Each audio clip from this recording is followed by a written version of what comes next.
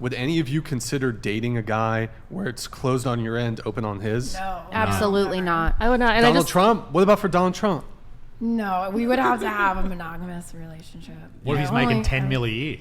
That's why I said I don't want him to have to get divorced. That's why I wouldn't put myself in the picture. Okay. I wouldn't What about you? do that ever.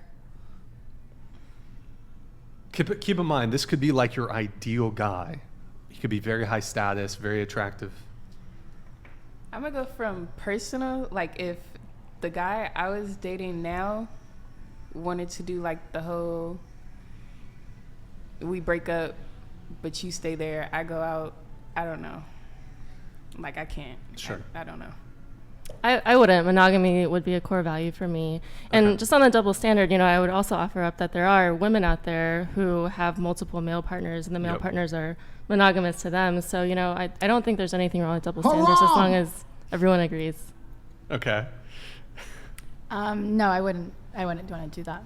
Personally, I would not be my ideal man if he would not be monogamous to me. Alex? Absolutely. Donald Trump? Absolutely She is not. Huh? She's scarred. No, I just that's disgusting. And also, I would lose attraction for a guy if I wasn't like the only woman in his life. Like if I really liked him and he was my ideal 10 out of 10 guy or whatever, but if he was talking to other girls besides me and I knew I was an option, I would lose attraction for him. One of the interesting things that I love about this is you asking them what they think they would do.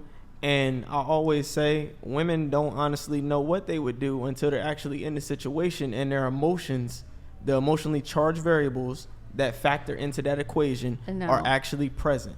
I think I know what I would do in this situation. You can say what you would do on the outside looking in until you're actually in the situation. I don't think any of you have ever been in the situation. You're acting like this is Sophie's choice. Like I would never be attracted to a guy who's talking to other girls. No, I'm saying that because I'm also a relationship coach, and I see women all the time who say one thing and actually do another in reality. And that's most of the women that I deal with. Women love saying what they would or wouldn't do. As I say, you're on the outside looking in. You're not in love. You don't know how you feel. You're not overwhelmed with the feelings that you have for that guy. You don't know that. None of you do. You can't say that. You can say what you think you wouldn't do until you're actually in the situation, and there are circumstances to where you start to rationalize. You start to tell yourself, well, maybe I can change his mind, or maybe it's me. Maybe it's something that I can do. There are all kind of things that women go through that they tell themselves emotionally when they're caught up. And that's how so many women end up caught up. That's how women end up talking about fuck boys. That's how they end up talking about, oh, this guy did me wrong. Because a lot of the times those women are caught in situations because they're slaves to their emotions. And women are often slaves to their emotions. When you're not emotionally present in what I'm saying, then yeah, you could say, nah, I wouldn't do that. I absolutely wouldn't do that. But if we're talking about, do you want to go first? Go ahead. If we're talking about non-monogamous relationships, 92% of non-monogamous relationships fail, and it's because one of the reasons is because it's not a mutual decision. And well, you saying relationships? I'm not talking about relationships. Well, that's what we were just talking about. Yeah, you're talking about like being in a committed relationship, dating a guy. I'm talking about if a guy is dating you and he's dating multiple women, but y'all aren't committed to one another. Yeah, exactly. That's what I'm about to say, because it's never a mutual decision, and a lot of the women that are going into non-monogamous relationships that are initiated by the man just feel like they have to say yes because they're too scared to lose. You know what else women say they wouldn't do? They say they wouldn't stay if they got cheated on. So you're saying women are driven by their emotions a lot. So in that case, wouldn't you, as a relationship coach, try to coach women on understanding what their boundaries are and sticking with them? Who said I didn't? I didn't. I'm just asking. You asked that question, and that question is already on the presupposition that I don't. Okay, so then open question then. I absolutely do. I absolutely do, because I want women to make decisions. I want them to draw boundaries. And at the end of the day, the goal is to give the woman a choice, so women don't feel like they don't have a choice. That's why you're open, honest, and transparent. That's why you say, hey, this is what the situation is. This is what's going on. This is what I want. You can do what you want, or you can tell me that you want to conform to what I'm doing, and you leave the decision up to her. Women feel, but the feelings of malice come from feeling betrayed, feeling lied to, feeling like they didn't have a choice. So what do? You eliminate those feelings. You eliminate the feeling of betrayal. You eliminate the feeling of they don't have a choice. You allow them to make their own decision, and that's when their emotions come in. That's why I said if a woman really likes you, a woman will stay through things that she thinks she wouldn't stay through. I can attest to that, and men who get women can attest to that, regardless of what women say, because women say the same things. I've dealt with women. I can keep this casual. Oh, So no, I really think like where you. I it want a pushed back a little relationship. bit is where you're saying that a woman will sort of prove how much she cares about you if you can sort of, if she proves to you that she's willing to do things that she wouldn't otherwise do.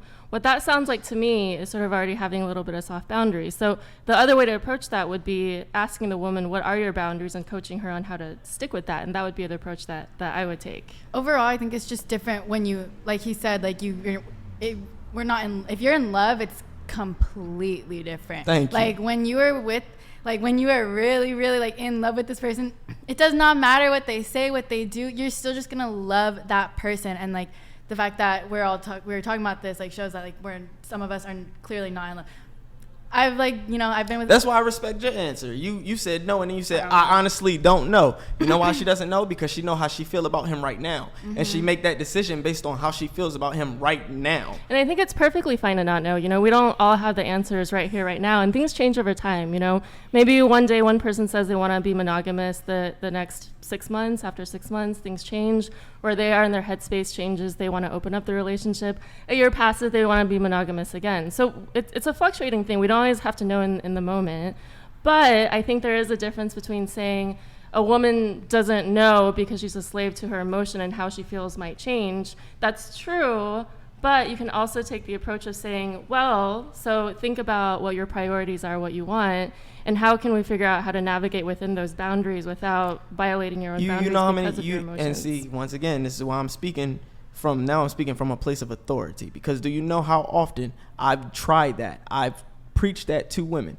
Do you know how much women don't listen when they're in love? Do you know how many women come to me when they schedule a coaching session and they tell me what the issue is and the type of guy that they're dealing with, and I tell them about boundaries. I tell them leave. I tell them these things. They don't do it. Not. They won't do it. It's simple. See, it's different. See, as I said, behaviorally, when you see it, their behaviors contradict what they say they would do. I would never, or I could do this. Then when they're in a situation, okay, this is your opportunity to do it.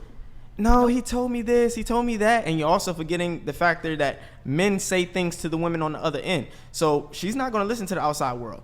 If you could tell a woman, you need to leave him. Her friends tell her, you need to leave him. Everybody tells her, you need to leave him.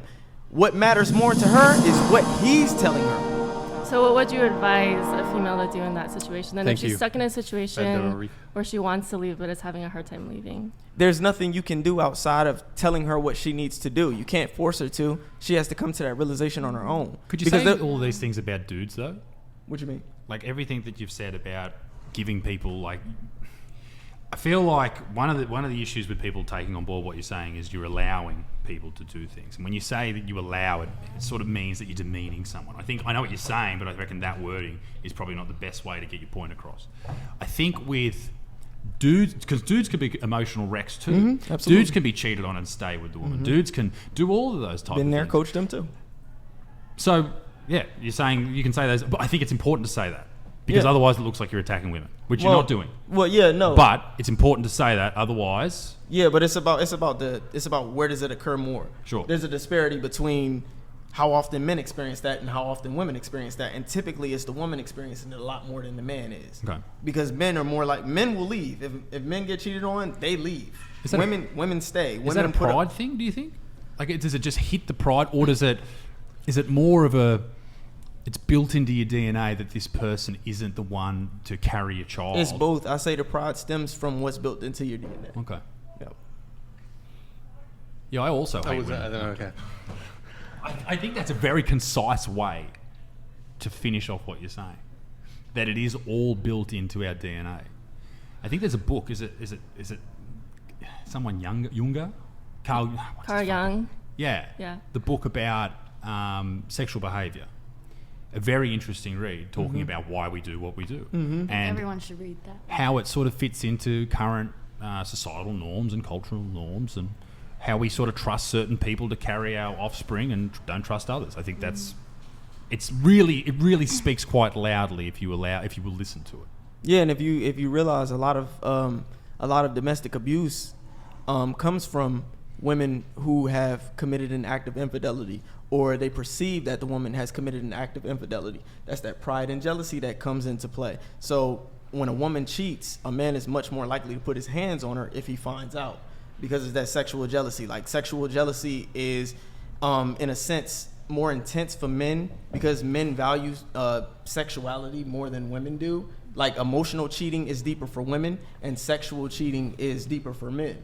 So it's harder for a man to overcome sexual infidelity than it is for a woman to overcome sexual infidelity, and it's also more difficult for a woman to overcome emotional infidelity than it is for her to overcome sexual infidelity, because they place two different values on those things, two different weighted values. So emotional infidelity means more to women because, as I said, women are emotions is how men demonstrate, allocating resources, investing in resources. So if a man is cheating emotionally, then to that woman, that means he's giving that woman other things that he normally gives her, which means he really likes her. Whereas a woman, if she's cheating, then that means she has the possibility of conceiving that man's child and him fathering a child that's not his. So we take that much more seriously because of that possibility, because of that paternity uncertainty.